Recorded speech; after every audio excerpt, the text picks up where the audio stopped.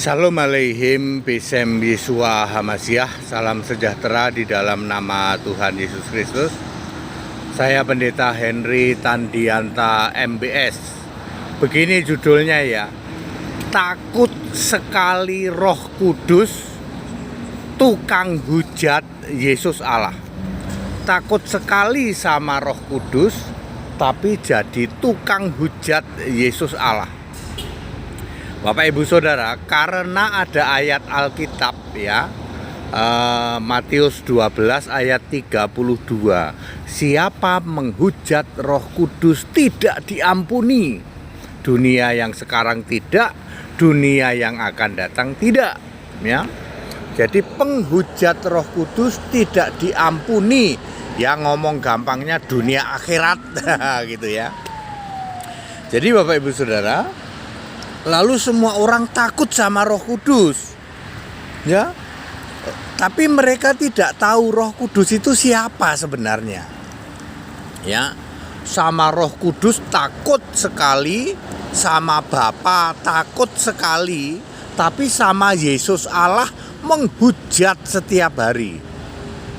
Saya ulang, sama Roh Kudus takut sekali, karena nanti kalau menghujat Roh Kudus tidak diampuni. Sama Bapa takut sekali ya toh. Padahal itu Bapa iblis ya toh. Tetapi sama Yesus Allah tiap hari menghujat, menolak Yesus Allah. Siapa mereka, Pak? Para penyembah Allah segitiga, para penyembah Allah Tritunggal. Paling takut sama Roh Kudus, paling takut sama Bapa, tapi menghujat Yesus Allah. Kalau kita membaca dari Kisah 16 ayat 6, di situ ada Roh Kudus. Ayat 7 ada Roh Yesus. Berarti Roh Kudus itu Roh Yesus. Kalau kita membaca Matius 3 ayat 16, di sana ada Roh Allah mirip burung merpati. Lukas 3 ayat 22, Roh Kudus berwujud burung merpati. Berarti Roh Allah itu Roh Kudus. Jadi ya, Roh Allah itu Roh Yesus, Roh Allah itu Roh Kudus. Yohanes 14 ayat 26, Roh Kudus itu punya nama Yesus Kristus. Wahyu 2 ayat 7 dan 11, siapa bertelinga hendaklah mendengarkan apa yang dikatakan Roh. Artinya apa yang ku katakan, berarti Yesus itulah Roh Kudus itu. Demikian pula Wahyu 14 ayat 13. Sungguh kata roh yang dimaksud adalah Roh Kudus, yang dimaksud adalah Yesus. Yesus adalah Allah ya. Jadi Roh Kudus itu artinya adalah Roh Allah, artinya adalah Roh Yesus, artinya adalah Allah itu sendiri ya. Ya. Artinya adalah Yesus itu sendiri. Jadi Yesus adalah Roh Kudus itu, Yesus adalah Allah.